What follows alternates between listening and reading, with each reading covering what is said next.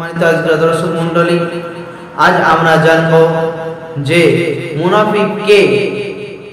মুনাফিকের আলামত কি, কিভাবে আমরা মুনাফিককে চিনব। চলেন। আন আবি হুরায়রা রাদিয়াল্লাহু তাআলা আনহু قال قال رسول الله সাল্লাল্লাহু আলাইহি ওয়াসাল্লাম, আবু হুরায়রা তিনি বলছেন, বিশ্ব নবী বলেছেন, আল্লাহর নবী বলেছেন। কি বলেছেন?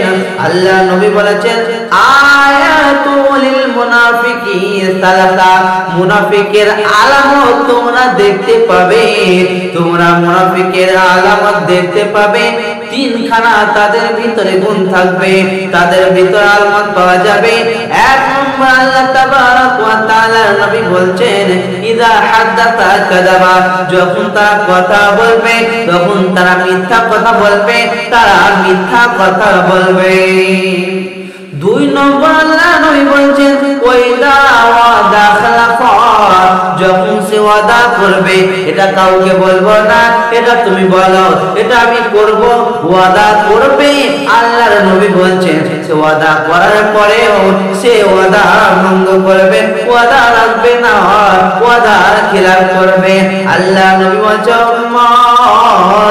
মুনাফিকের দুই নম্বর আলামত দেখতে পাবে, সে ওয়াদা করবে, ওয়াদা ভঙ্গ করবে। তিন নম্বর, আল্লাহ নবী বলছেন, এরা উম্মত ওয়াইদা উতুমিনাল খানা, ওয়াইদা উতুমিনাল খানা, আল্লাহ নবী বলছেন, যখন তার কাছে আমানত রাখা হবে, সে আমানতের খেয়ানতি করবে। আমানত রাখা হবে, আমানতের খেয়ানতি করবে। আমানত যখন তার কাছে রাখা হবে, টাকা হোক আর যাই কিছু হোক না কেন, আমানত রাখা হবে, তখন সে খেয়ানত করবে। যখন এই তিনখানা আলামত কারো ভিতরে পাওয়া যাবে, আল্লাহ নবী বলছেন, ওই ব্যক্তি হচ্ছে মুনাফিক, তার কাছ থেকে তোমরা বাঁচো। তাহলে বিশ্ব নবী কেন? আল্লাহ তাবারক ওয়া তাআলা নবী আবার বলেছেন, যার ভিতরে এই তিনখানা আলামত দেখতে পাবে, তাকে কিন্তু তোমরা মুনাফিক বলতে পাবে না, তাকে তোমরা মুনাফিক বলতে পাবে না।